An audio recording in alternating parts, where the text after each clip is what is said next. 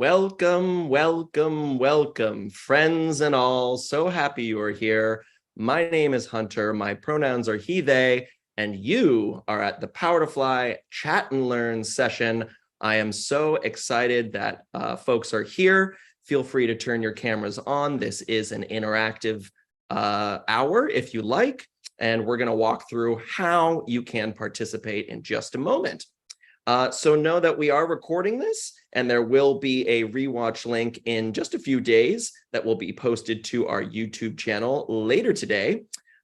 Feel free, as I said, to join by turning on your camera. And also, if you want to ask questions, you have a couple of ways that you get to do that. You can ask questions in the chat publicly. And if you do that, please be mindful that this is a shared space. So I encourage everyone to use welcoming, warm, inclusive language so we can all flourish over the next hour.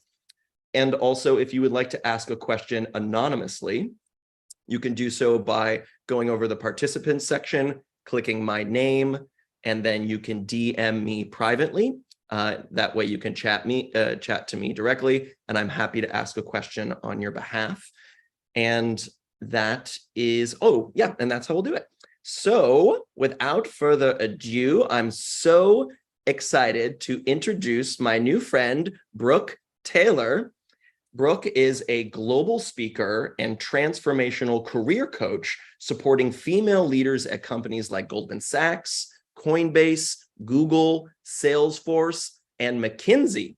She breaks down what she calls women's deeply ingrained success wounds that decouple their identity from their achievements, enabling her clients to scale their income, land promotions 200% faster, negotiate greater raises, and 100% of clients seeking a new job have landed one. That is a very good ratio, friends, all the while gaining inner freedom and healthier narratives in the workplace. Please give a digital round of applause to our friend, Brooke Taylor. Welcome, Brooke. Thank you, Hunter. Oh, best intro ever. Can I take you with me everywhere? That was wonderful. Oh, anytime. Just call me on Zoom. I'm here, friend. Okay, I can. Thank you so much. I'm just going to share my screen now and kick you off. Warm welcome to everyone here. Hi, Margaret from Winnipeg. If you want to just find the chat, everybody here, and just drop in when where you're dialing in from so we can start to create a greater sense of community and connection. I know this is called a chat and learn, but I'm going to rename it to called a participate and learn. This is going to be a very engaging workshop. There's going to be a quiz. There's going to be action items. So I want to make sure that you have a pen and a paper close to you. You see the chat. We're going to be doing some kind of call and response in the chat. Hey, Sarah from North Carolina. And of course, if you're watching this on a recording, you'll get just as much out of it. And also, if you're watching it on the go, that's fine too. But definitely listen in and take some notes, maybe even on your phone. So again, welcome everyone. My name is Brooke Taylor. There's such a power in a group of people gathering to pursue their potential. So thank you so much for being here. The subject that we're diving into today are the 5 habits that sabotage your fulfillment and 4 steps to fix it forever. So today we are going to be what I'm calling innovating the space of career success and professional development today, because we are not going to be starting from the head. We're actually going to be starting from the heart. And we're going to be talking about a new paradigm of success that you can adopt today, right now, that's going to lead you to some of the results that Hunter shared earlier. Hi, Memphis, Texas, Chicago, New York. Awesome. Good to see you all. So this is the workshop that I wish that I had over 5 years ago when I was making pivots in my career, feeling burnt out, lost, disillusioned, and very much at a rock bottom. So you wouldn't expect that from my upbringing. I grew up in Silicon Valley before it was self-driving cars and free lunch. When I grew up in Silicon Valley, Mountain View was this promised land where the nerdiest of programmers could come and become rock stars. All you had to do was work really, really hard. So I learned in my upbringing that success requires hustle and sacrifice. I also learned lessons like this in my home. So around age 12, my dad encouraged me. He bet me that I couldn't get all A's, top marks on my next report card. And the day I brought home that straight A report card, I'd never seen my dad more proud. He picked me up in his arms, he twirled me around. And in that moment, I also learned that success equals love and belonging. And this belief actually nearly killed me. You see, it was this belief system that threw me into a pattern that I call manic ambition. Manic ambition is a frenzied, frantic need to succeed at all costs. Does anyone relate to that? Type it in the chat. Yes, if you relate to that. This manic, frenzied need to succeed at all costs. I got to do something great. So when I worked in tech, I actually started my career at Google. My life and resume looked great on the outside. At a dinner party, my credentials bought me the validation that I wanted, right? I just said I worked at Google and people assumed that I was smart, accomplished, and brilliant. I didn't have to do anything in order to do that. But on the inside, there was something else going on. I felt this sort of painful emptiness, this void. And as a result of that void, I took to numbing it in order to feel good enough. I thought there's got to be something wrong. Everything on paper looks good, right? Does anyone relate to that? Everything on paper looks good. Yes. So I would drink to numb the emptiness, and I'd wake up on Sunday feeling terrible, and I'd do it all again on Monday, and I'd chase carrots, and I'd hustle, and I'd drink, and I'd get promoted, and I'd take on more to please my colleagues and my managers, and I'd drink more, and I'd feel so disconnected from my truth. So I brushed off this fatigue thinking that I was just this work hard, play hard 20-something type in New York. But I called it a balanced lifestyle, but inside it was anything but. This brought me to a sense of rock bottom. You see, this manic ambition, it really made me sick, such that I woke up 8 years ago after a time of really heavy drinking at a team event, having completely disconnected from myself, and even having been sexually harassed by somebody on my leadership team. Now, this wasn't the bottom. The bottom for me was the fact that I didn't report the harassment because I was up for promotion and I didn't want to rock the boat. I didn't want to anger or displease people on my leadership team because I wanted that promotion. So I put my achievement above my voice, and I put external validation before my body and my safety. And that was my rock bottom. That was my reckoning point. And as a result, this was very much a turning point. Thank God. I took a sabbatical. I did a lot of therapy. I got sober. And I realized that these false belief systems that I had about success, right? Success equals love and belonging. Success equals hustle and sacrifice. That is what was eroding me. Sure, I was dependent upon alcohol, but even worse, I was dependent upon these belief systems to wrest satisfaction and contentment from the world. So I developed a set of tools and frameworks and methods that I've tried on myself first, and I then applied to over 5,000 other people. And I'm going to teach you that today, a way that you can create a healthier and more productive relationship with career and self-worth. This is a new paradigm of success that allowed me to get promoted at Google faster. It allowed me to switch jobs, but most importantly, it reconnected me with my inherent sense of self-worth. And today I have the tools to pass on to you because I've actually walked through this and lived it. So here's where we're going to be going. As I told you, this is going to be really interactive. So I'm going to help you understand what blocks you from your career fulfillment and clarity.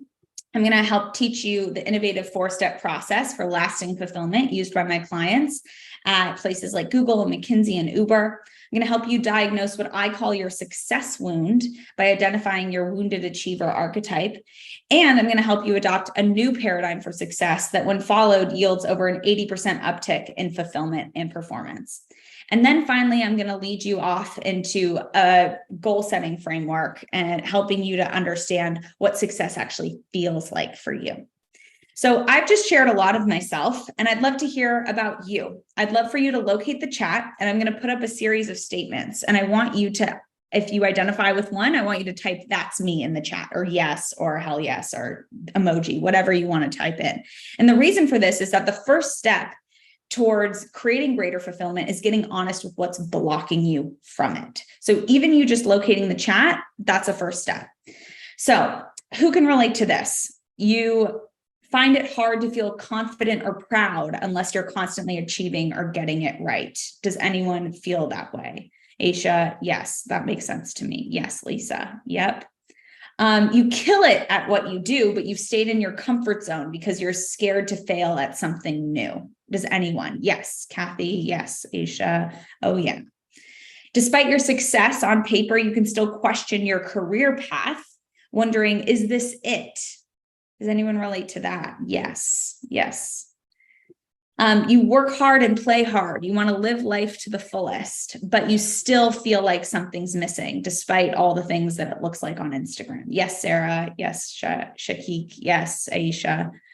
You feel more secure when other people approve of you. Looping thoughts around relationships and you're standing in them are a source of anxiety at work and beyond. You might have a little bit of social anxiety. There might be a little bit of workplace dynamics. You're only as good as your last piece of feedback. Thank you all for your honesty. I appreciate that. And I hope everyone finds comfort in the fact that there are people from all over the country, all over the world who resonate with you too. So what drives all this? Why do we feel this way? You see, all of these experiences, everything that you just identified with, are driven by one core problem. And I call this your success wound. And your success wound, like my story, is the pain that comes from mistaking success for self-worth. You see, it's an unconscious belief system that your worthiness of love and belonging is contingent upon what you produce, achieve, and do, rather than the inherent goodness of who you are. Now, success can mean so many different things to everyone, right? I don't just necessarily mean that in like a Western capitalist version of success. There might be a success ideal that you're in group, your cultural upbringing, your religious upbringing, the family, the community that you find yourself in now dictates as successful. And you measure yourself against that success ideal set for you by a cultural understanding or an in-group. Now, you see the success wound, it sounds something like, if I'm not achieving, I'm lazy. Other people can pursue their dreams, but I can't. If I push harder, then I can relax later. It's not safe to be seen. And I have to be the best to be seen. And it's reinforced through things like patriarchy and capitalism and our educational system. And it promises that more productivity, wealth, or fame, the more happy we will be and the more loved we will be.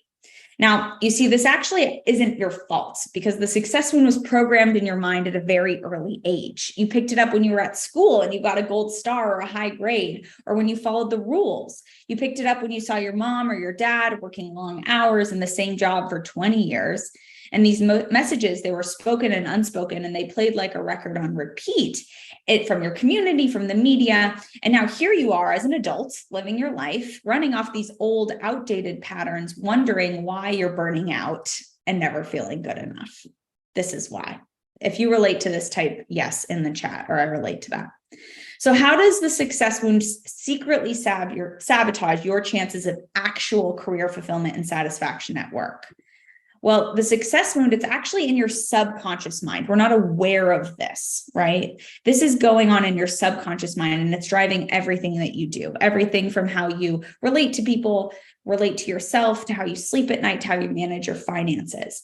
This subconscious mind, it controls 95% of our behavior. So if your subconscious mind believes that your worthiness of love and belonging requires you to produce or live up to the success ideal, then you quite literally won't feel safe unless you are achieving and living up to the success ideal. Okay.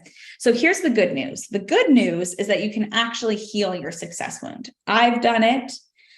I've helped over 5,000 conscious people be able to do this. And when you do heal your success wound, you're able to adopt a new relationship with success and productivity that I call conscious success. And conscious success is the state of harmony and satisfaction that comes from trust, surrender, and alignment to your true self that you were born as before the culture told you who you should be. It comes from embodying the feeling that you desire now, not when you've made it to the top of the ladder, not when you've gotten the promotion, not when you've finally reached your goal, but now. And I highlighted that because we're going to be going over that more in depth today. It comes from redefining success as a feeling, not a destination, and healing your success wound, which I just mentioned. So my conscious success, how I've been able to step into this, I feel on purpose and I feel lit up by the work that I do every day. My anxiety and my comparison, it's slipped away. If I ever feel those old wounds creep back in, because of course they do, this system dies hard, then I have the tools to realign to my conscious success. And I've created a career and a life that I deeply love, helping people who identify as female and non-binary folks to adopt their own conscious success and to understand that their purpose is a state of being, and then to create a career that's in alignment with that from that space, very much inside out. So here's what conscious success feels like. And if you're type in the chat, if this resonates with you, or if this is something that you want, you can claim it in the chat. So conscious success feels like a deep knowing that you're exactly where you're meant to be, a presence of serenity and an absence of anxiety, pride in who you are, self-esteem derived intrinsically, not extrinsically, living in that daily flow of life, feeling purposeful and passionate. Who here wants to feel that way on a more consistent basis in their career and their life? You claim it right on. And here's what conscious success looks like. Conscious success looks like jumping out of bed every day because you're so lit up by the work that you do. It's setting boundaries so that you can work and live sustainably. It's defining success by the process, not the outcomes. It's taking aligned action from your true self, even when it would be easier to succumb to the pull of doing things somebody else's way. Knowing your worth is separate from your work and comparison falls away. Now, this isn't for the faint of heart, right? If everyone could do this effortlessly or easily, they would. This requires us to do things differently.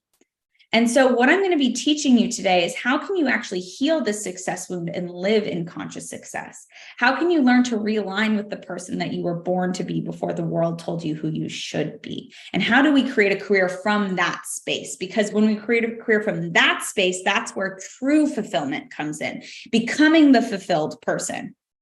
And then aligning your action from that rather than trying to control and manage the outside world to fit what we think fulfillment looks like. So here are the 4 steps in order to do that. And I want you to write this down, right? So this is a 4-step methodology that I've tested, I've proven, it works. I was just watching Anchorman. I don't know if you guys have seen that movie. It was like 60% of the time it works every time, but 100% of the time it works every time. This is something that I know will work for you. And I'm going to be taking you through the first 2 steps today. The first step is to diagnose. So like any wound, any success wound, we have to take it to the doctor and we have to assess the size, the shape, the depth, what caused it. And so that is what we need to do. The first step is to understand, how does your success wound manifest? What does it look like in your life? How does it wreak havoc on your life? And you're going to do that today by taking a quiz in order to understand what your success wound archetype is. The second stage is in the vision stage, where you reacquaint yourself with your internal guidance system and learn how to take cues and direction from your higher sense of self rather than your success wound programming. So we're going to be doing that today by doing a core desired feelings exercise and helping you to reacquaint with your feeling space and learning how to take action from there. The third step is to heal. So remember how the subconscious mind drives 95% of our behavior. Well, this is where we literally reprogram the beliefs and the patterns that you've identified in the diagnose section so that you can achieve your vision without sabotaging it. This is kind of the most critical part. And this is something that's best done like in a group coaching program. I have one of those. If you're interested, I can share about it. It's done with a therapist or somebody else. But this heal space, this is where kind of the rubber meets the road. And then step 4 is to emerge. So you're in the same skin, but you're no longer the same self. So this is taking the exciting steps to activate your vision and living in a new paradigm of conscious success. So this is where you're going to be activating on your vision from step 2. So there's a question of how do we heal? I'm going to be giving you some of those tools today. And I will offer more tools at the end of this. So, but these 4 steps, this is how you heal, quite literally. So today, again, I'm going to take you through the diagnose section and the vision section. So let's get started. So the first way that we're going to do this is by understanding, how does your success wound manifest? What does it look like? So there are 5 main archetypes of how the success wound manifests. I call them wounded achiever archetypes. And if you want, I have created a quiz where you can actually do that yourself. It's brooketaylorcoaching.com/quiz. You can go in and take the quiz. You'll get personalized next steps in order to heal that wounded achiever archetype. So if you want to pull that up, you can, but I'm also going to be running it right here for us too. So if you want more, you can find that here. So what you're going to find is, what is your primary archetype and how does that work for you? So I want you to locate a piece of paper, and I'm going to be going through each 5 archetypes. And I want you to put a tick mark next to a bullet point if it resonates with you. So here's the first archetype, and I'll tell you how this goes. This is the first archetype, the grinder. So the grinder, this is the person that wants to have more, be more, do more. This is the person that never feels good enough despite success on paper. They feel completely exhausted and burnt out from the hustle and the grind. They regularly find themselves in overwhelm or burnout. So if you relate to this, if you relate to all 4 of these statements, you would write on your piece of paper, grinder 4. If you related to 2 of these statements, you would write on your paper, grinder 2. If you're related to none, you would write grinder 0. So who here relates to this grinder archetype? Just type in "that's me" in the chat, or "yes, I'm a grinder," or who here wants to claim that? Yes, I relate to this one too, quite a bit. The second one is the hider. So this is the person that kills it at their role, but plays it safe and small. They fear failure, so they stay in their comfort zone. They succeed, but only so much. And I'll just add one more here because it looks like it didn't copy over. The hider, this is the person who fears failure. I said, so yeah, fear failure, but they stay in their comfort zone. This is the person that is known as like an expert in their craft because they've stayed at the same level for a long time. So they like being an expert because it feels safe. They're like, I'm an expert here, right? So if that's you, that would be one more here. So 3, it's me. Yes. Okay. That's you. Yes, Selena. Okay. Third one, this is our lost a lot. So this is the person that is constantly in an existential crisis. This is the person that gets to a certain level of success and then gets bored and is like, where's the next thing? What's the next option? What's the next shiny object? This is the person who's unsure of what they want in their life and compares other people's careers and lives and feels less than. I think we all have a friend like this, right? But who here actually relates to this lost a lot, this kind of shiny object syndrome, the if I get this, then I'll finally feel happy, trying to look outside of themselves. Okay, 4th, the pleaser. Anybody here relate to always being stressed out about relationships at work and beyond? This is the person who's like very much motivated by, and a lot of their workplace stress relates to like people, politics, and workplace relationships.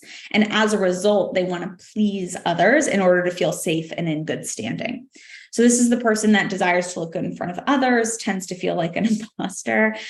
They overwork to please the boss or colleagues, and they tend to have social anxiety. If you're familiar with attachment theory, this is the person who tends to have more of an anxious attachment style. So who here can relate to this one, the pleaser? Yes, 3 out of 5. Okay, got it. Great. Feel awesome. Thanks for your honesty here. Okay.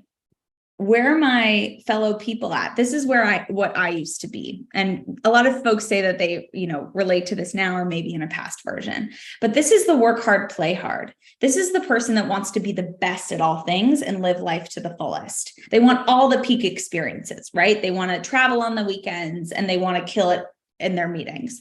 They want everything to look good on the outside and want to look like they're living this amazing life. They're constantly keeping themselves busy so that they don't have to look at themselves. And they tend to numb out in healthy habits, but call it balance. Does anyone relate to this work hard, play hard one? I relate to this one a lot. So tally up your results. Where did you get the most? Meaning, which of these did you resonate with the most? And I want everyone to type in which one they resonate with the most. What is your primary wounded achiever archetype? Go ahead and drop it in the chat. It's okay if it's a lot. we contain multitudes. I think we all slip into these patterns at different points in our lives, at different points in our day even. But which one do you resonate with the most? Which one causes you the most suffering on a daily basis? Which one is most pronounced? Work hard, play hard, the hider, the pleaser, the grinder, the hider. Now, similar to Enneagram, if you relate, let's just say the grinder and the pleaser, the relationship between these two can create a whole new dynamic, right? I'm anxious in my relationship, so I grind to please, right? I do a lot more. I take on other people's work.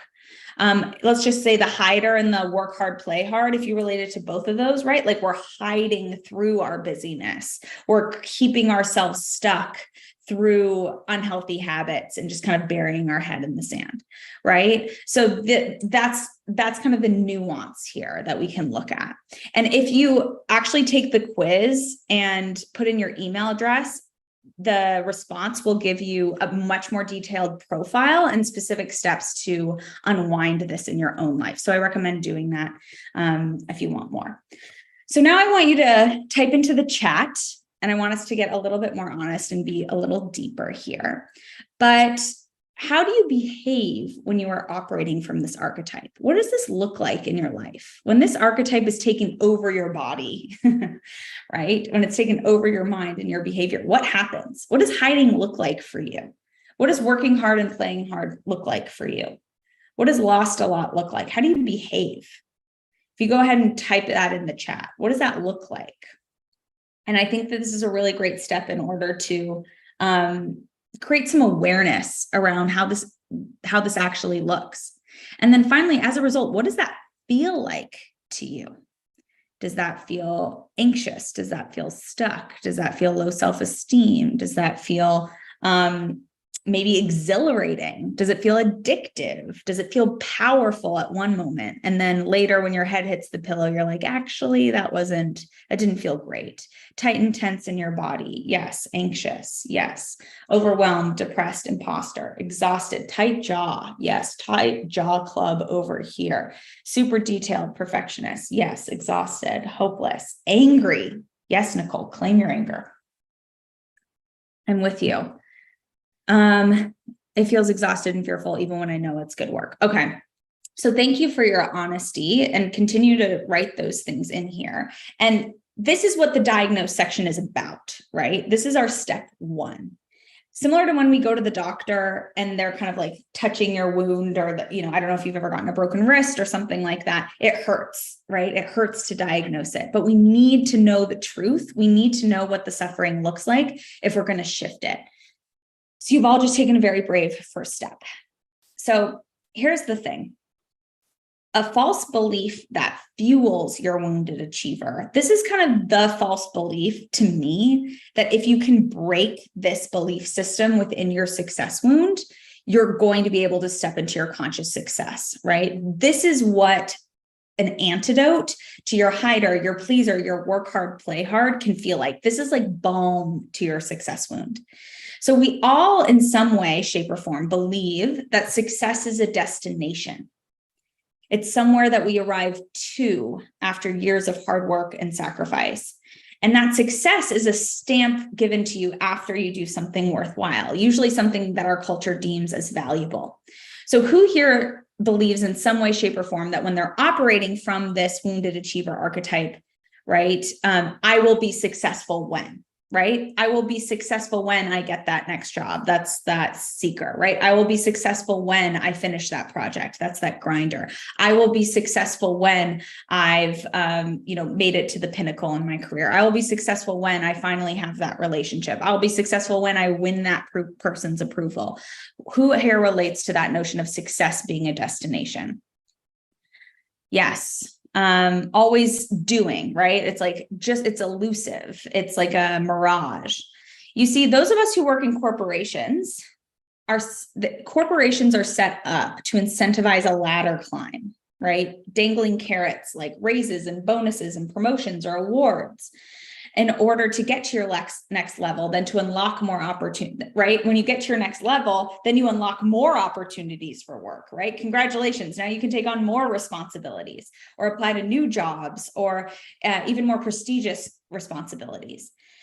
And yet when we get to that top, there's always another ladder, isn't there? It never ends. Or when you get to the top of the ladder, you look around and you realize, oh my God, this was the wrong ladder. I climbed the wrong ladder. Has anyone had that moment of, oh my God, I've climbed the wrong ladder. This wasn't my mountain. Getting all the way to the top, all the way to the end, all the way to your goal, only to realize this was the wrong ladder. But here's the truth, and here's the balm, that success is a feeling. It's not a destination, right? Similar to what Hunter said, I'm a being, not a doing. Success is a feeling. It's not a destination. There is no such thing as arrival, ever, because to arrive means to stop the flow of life itself. If you arrive, then you're actually dead, because everything in life is movement and change. And fixing your eye on some goal, thinking it will give you joy, is a complete illusion. True success is having the feeling that you think the goal will give you in the now moment. Having the joy, the peace, the contentment, the confidence, the influence, the recognition, the connection now. You don't have to wait until you're at the top of the ladder. You can create that for yourself now. Understanding how we want to feel and arranging our thoughts, our affect, our energy in order to feel that way, that is our greatest choice. That is our greatest sense of influence. So work can be a pathway to fulfillment, not the thing to idolize itself. When we idolize success, and even work, but it's really not about that destination. It's about the rewarding process. It's about figuring out who you are in the journey to it. Too often people summit without feeling fulfilled, and fulfillment actually starts at the bottom of the mountain. And that's what conscious success means, to use the process of achieving your goals and dreams to discover who you are. So how do we do that? How do we use success as a pathway rather than a destination? So I'm going to give you the cheat sheet because you're here and we're live. This is what it looks like when each of these archetypes is operating from wholeness, from conscious success. When each of these archetypes adopts this belief system of success being a feeling, the grinder starts to know their value as their presence, not their productivity. The pleaser starts to please themselves before pleasing others and starts to pursue respect over likability. The lost a lot, that's the person who starts to seek answers within themselves, knowing that their purpose is a state of being. It's not found in anything outside of themselves. The hider, that's the person that takes small steps outside of their comfort zone into their courage zone. The antidote for the hider is aligned action from that space of knowing success is a state of being. It's not a state of doing. In terms of the work hard, play hard, this is the person that slows down and starts to look at what are they actually running from? And they start to look inward for soothing and for satisfaction. So this is the cheat sheet. This is what the healing looks like. And if you can adopt this belief system of success being a feeling rather than a destination, and start to operate from this wholeness, this conscious success space, rather than from your success wound, that's going to catapult your career into a greater state of being and better performance too, because that's what we're after all. So moving into our vision section, I'm going to walk you through a process of setting feelings, not goals. So you get to choose how success feels to you. I've already said that. And when we're creating a vision for what we want our career and life to look like, we first have to decide how we want it to feel. Now, that might feel a little bit opposite, right? But because success is a feeling, not a destination, when we set these life-affirming feelings and we align our behavior and our job descriptions and everything to inculcate and create that feeling within ourselves, that's where true fulfillment blossoms from. So setting meaningful goals is part of living in this aligned ambition, the state of conscious success. Because by bringing this feeling into what you want to experience now, you bring the extrinsic validation into an intrinsic source. So the way that we're going to do this today is by borrowing some of the work by a woman named Danielle Laporte, who's a wonderful mentor of mine. And she has a process of doing this called core desired feelings. She calls core desired feelings They're life-affirming feelings, positive and expansive. They're qualities of the heart, expressions of love and vitality. Your core desired feelings move you towards your highest self, to joy, inclusivity, and generosity. So we are going to set our core desired feelings and put a stake in the ground around what our conscious success feels like for us. So here's how we're going to do this. I'm going to give you a list of core desired feelings. I want you to write down 10 that stand out to you. And then I want you to refine that down to a list of 5. So I want you to remember that there is a world behind every word, meaning that one word can encapsulate multiple different ideas.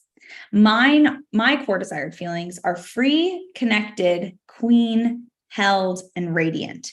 Those are the ways that I want to feel most often on a daily basis. And I look at my schedule and I look at my calendar and I say, what do I need to do in order to feel the way I want to feel? Right? So I'm going to turn this over to you, and then we're going to share your 4 to 5 core desired feelings in the chat. So this is a big list. And my recommendation would be take a piece of paper, or you can use the chat and write down 10 that kind of stick out to you. Skim it, take 30 seconds to kind of skim. And if one really speaks to you, then write it down. And then you're going to refine it to 4 to 5 core desired feelings. So I'll give you 30 seconds to do this now, just to skim. And I'll look to see if there are any questions while you're doing that.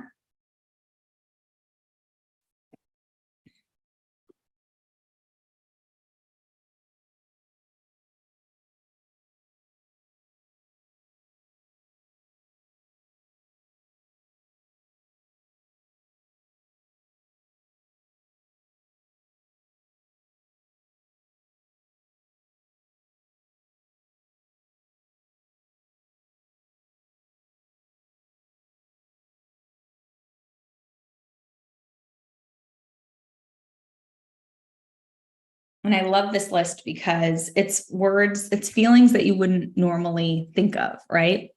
Like letting go, or opulent, or queen, or tranquil, or worldly. But you get to decide what that word means to you and what that feels like to you. Sisterhood, buzzing, celebrated, cozy. Cozy is mine.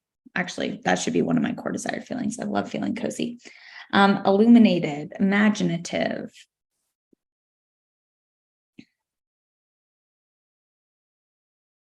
So as you're writing down your 10, already start to get an idea of when you think of that word or when you say that word, what does it do for you in your body? What kind of feeling state does it ignite for you? Because remember, these should be life-affirming feelings, positive and expansive, qualities of the heart, expressions of love and vitality.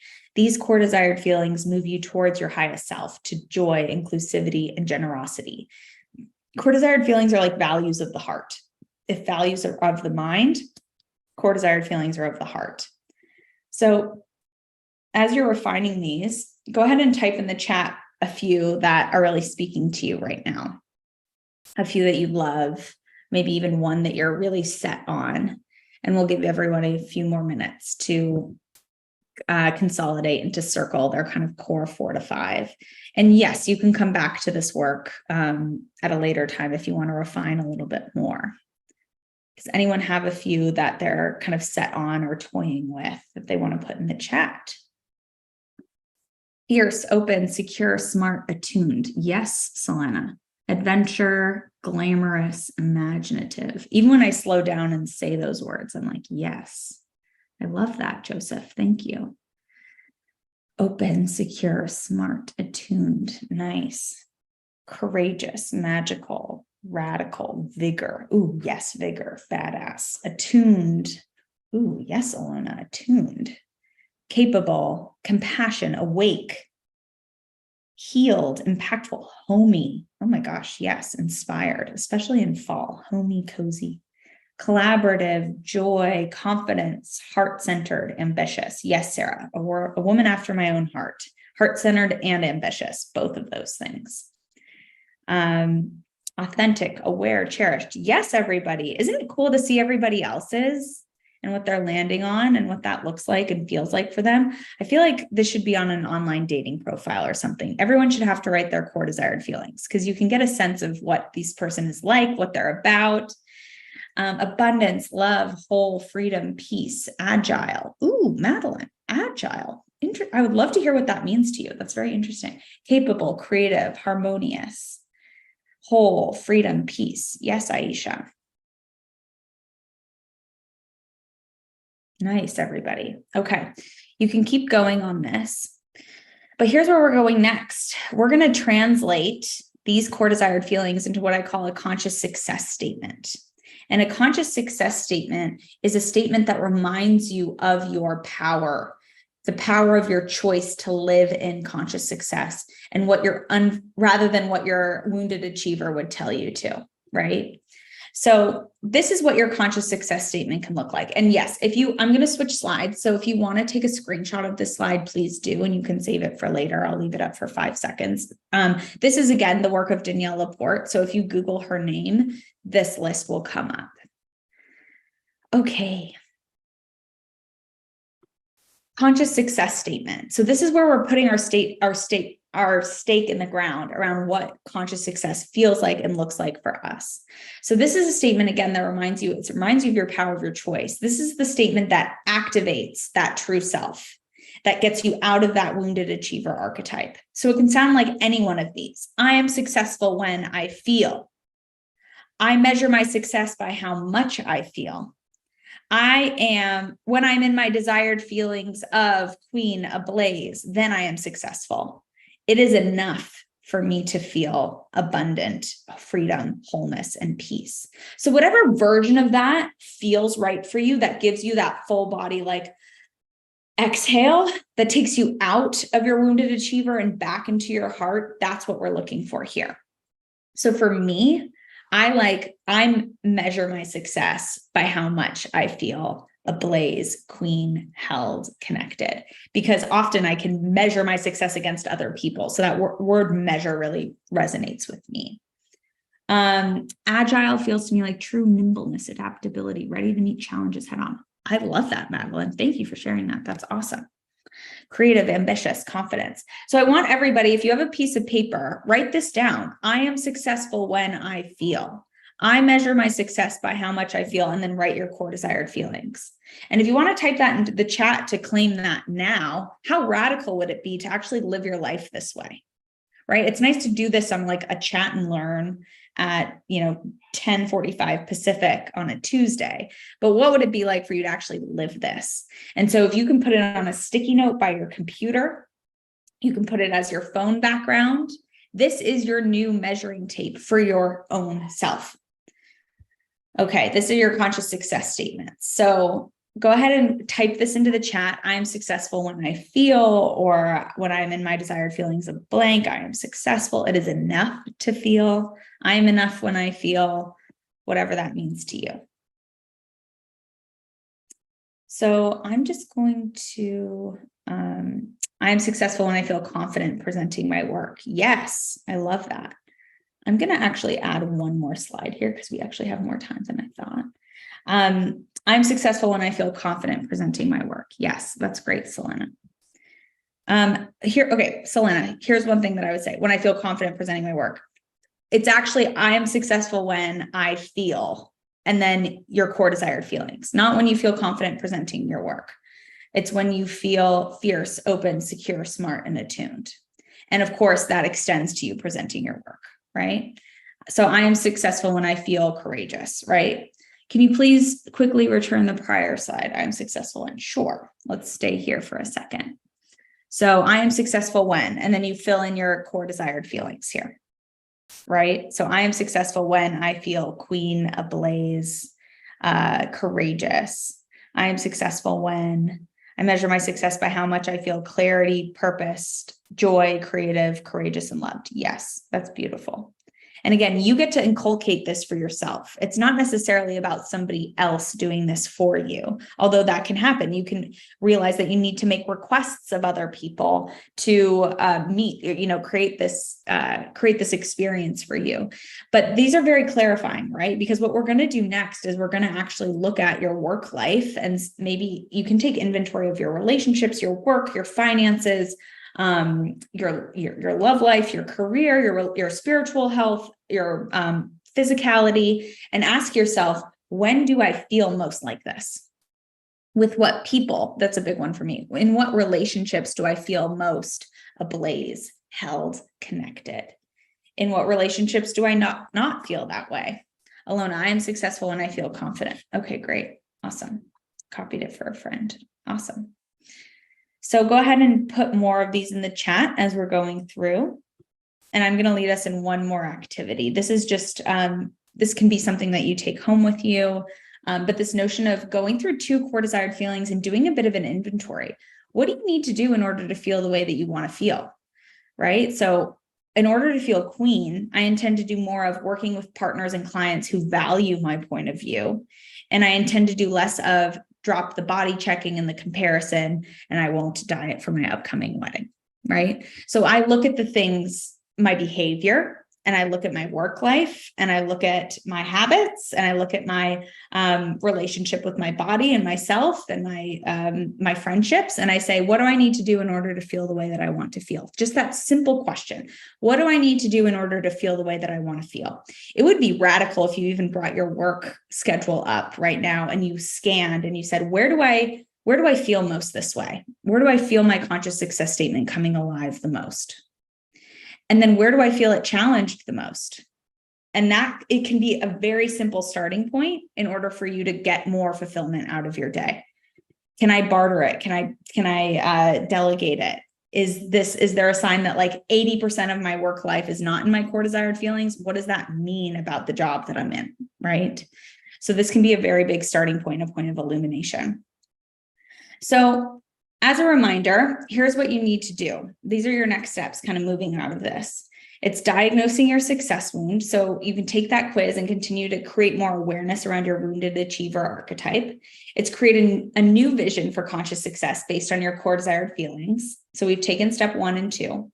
The next step is to repair the causes and conditions of the success wound. And again, that's really best done like with a therapist in a coaching container, something like that. We couldn't get to all of these steps today, just in 45 minutes, but that is the next step after this.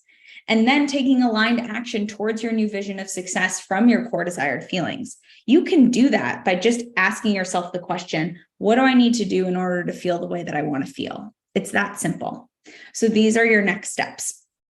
I'm going to offer that we can connect after this. If you resonated with what I'm talking about, you can follow me on Instagram. I share a lot more about this type of content and how I'm living my conscious success. I talk a lot about the success wound.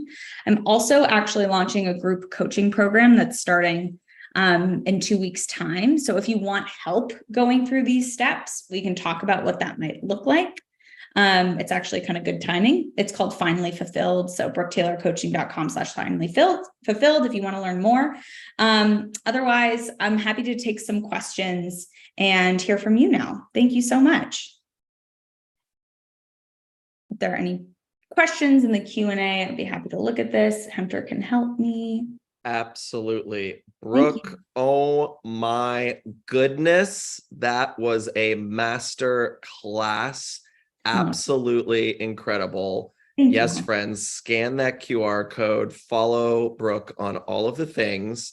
So now we are open to questions. So if you like to ask any direct questions, you can drop it in the chat, or you can DM Brooke or myself if you want to ask something anonymously to either of us. That's totally welcome here.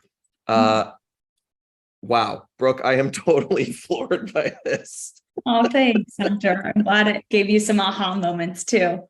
Oh, 100%. You know, while people are cooking up their questions, you know, I took so many notes.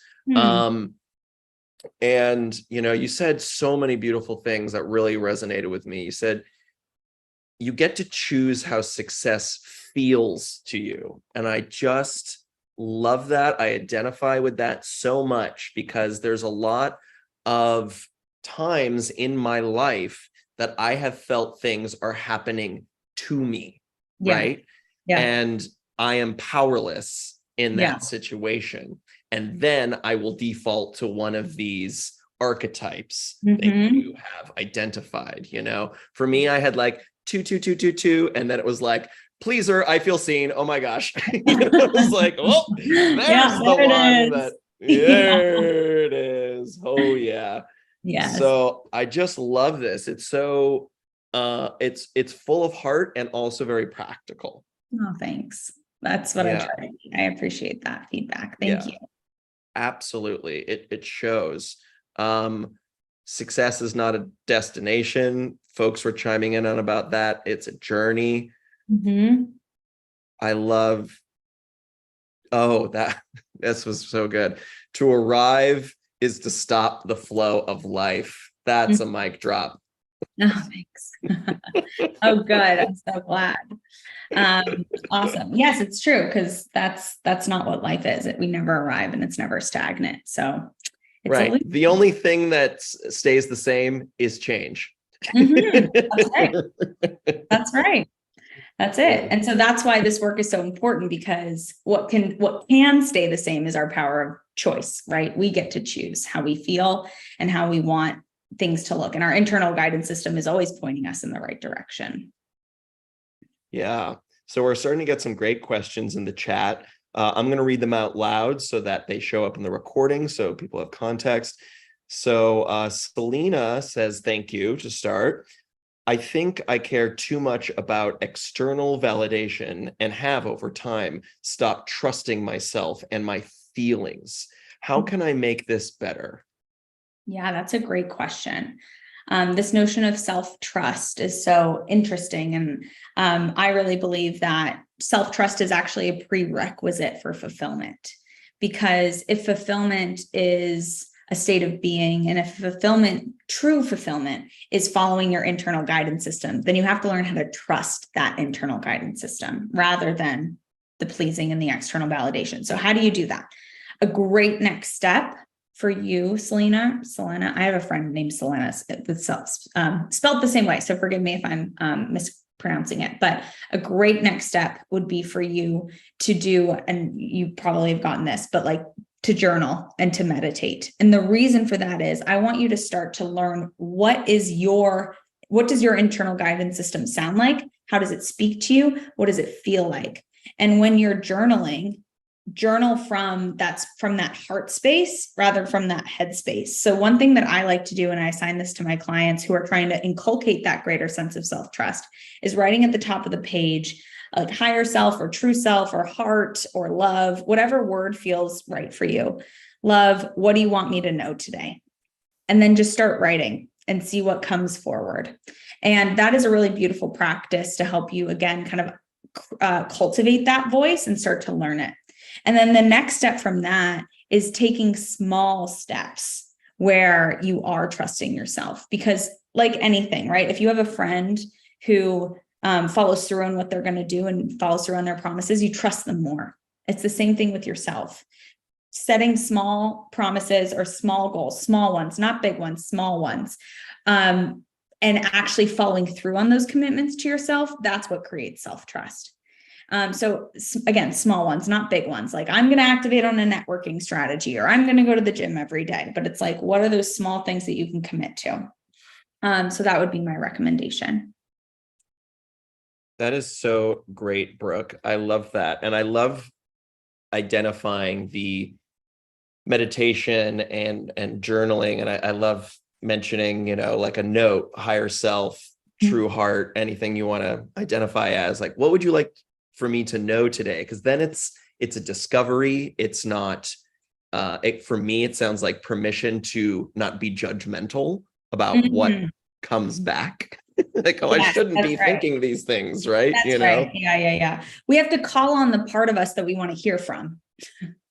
Because if we start journaling and it's from our grinder, from our pleaser, that's not the truth of who we are. That's not the right voice. So we have to intentionally call forward and say, hey, higher self or love or, whatever, universe, what do you want me to know today? And so that is where we need to go. Yeah. And I love too, with meditation and calling out meditation and journaling, I think there's a misconception with those two things for some people that, oh, those are meant to be relaxing, right? But it's actually, they can do that. They can also be agonizing at times, but it's worth it, right? Yes, that's right. Even just what we did today, right? Like everyone really bravely and beautifully started to diagnose their success wound, very open in the chat. So thank you all for your engagement. And that can be painful to look at, especially it's like, what does that make me feel? But that's the first step. Somebody asked for the website, so I just put it in for everybody. Oh, great. Can you also suggest on that note, what are some, because one of your core words is cozy. Yeah. So how can we self-care after maybe an hour of looking at the hard stuff? What are things that Brooke recommends to like, okay, we did some hard into dark things today. Let's take care of Hunter. Let's take care of Brooke. I love that. I mean, a bit trite, but I have a pumpkin spice candle, obviously. And so that's the season after all. That's why I like to feel cozy. Great question. So when we're in that tough space, that is where when our success wound is coming forward and saying things like, I'm not good enough, or I wish I was here, or why is this not working for me? Or why am I not further along? Or everybody has it figured out and I don't. Those can be really activating, right? And so that is, again, that's the voice of our success wound. And so what we need to do afterwards, like I mentioned, our balm, our antidote here is wholeness, it's self. So bringing the voice of compassion forward, that voice of compassion that you afford to maybe other people or other friends or your pets or your children, bringing that to yourself, asking yourself this powerful question is like, if a friend of mine or my child or a student just told me this, what would I say back to them? Even doing that in visualization, closing your eyes, imagining like a friend telling you that thing, and then sharing and then saying what you would say back to them, and then offering that back to yourself. That is my best that's my best suggestion, is creating a relationship between true self and that success wound. And that's also what creates self-trust, is that ability to self-soothe and cultivate loving kindness towards yourself. It might sound overused or trite, but that's like a very practical thing to do. And a lot of people overlook that step. So I think that's really important.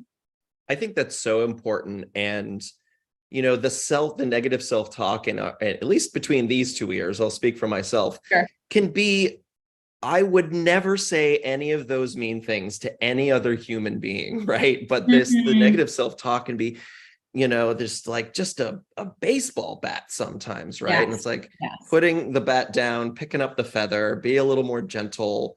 And I love how you said, imagine a friend. And a technique that I've used that's similar is I actually have a picture of myself when I'm about 6. Oh, nice. I love that. And I talk to that kid, right? To be like, because I ask myself sometimes, and I love that you've identified these wounds. Sometimes I ask, how old is this feeling? Is this a 6-year-old boy? Is this Hunter as like learning that I need to please X, Y, and Z to feel fulfilled, loved, all these things? How old is this feeling? So I'm like, it's okay, little one. Like, and then I can go to this list and your tools and like talk to that kid now with all of this stuff I learned from you today.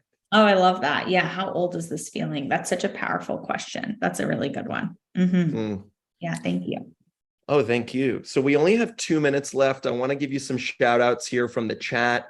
Someone said, much needed session to revisit self-worth, self-trust, and building subconscious mind with positivity, optimism, and rebuilding oneself to the right path. Thank you so much. Thank you. Thanks, everybody. Yeah. So in this last minute, is there anything else that you would like to mention before we wrap up?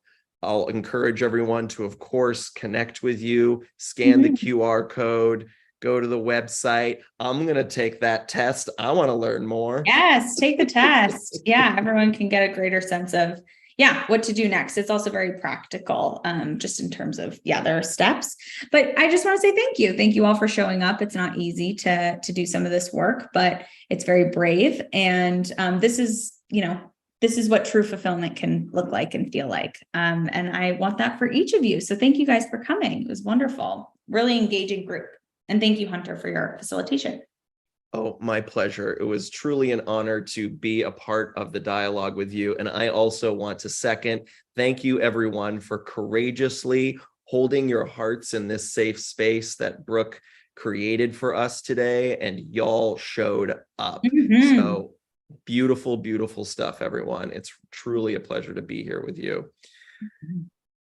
So good. I don't want to hit end call, but we're going to have to because we're at time. I love to honor people's time. It's a boundary that I've learned. So friends, thank you so much for today. Let's hear it one more time for Brooke Taylor. Thank you so much and have a great rest of your day, everybody. Nice to see your face, Sarah. Thanks for having camera on. Okay, take care. Thank you, Hunter. Talk to you soon.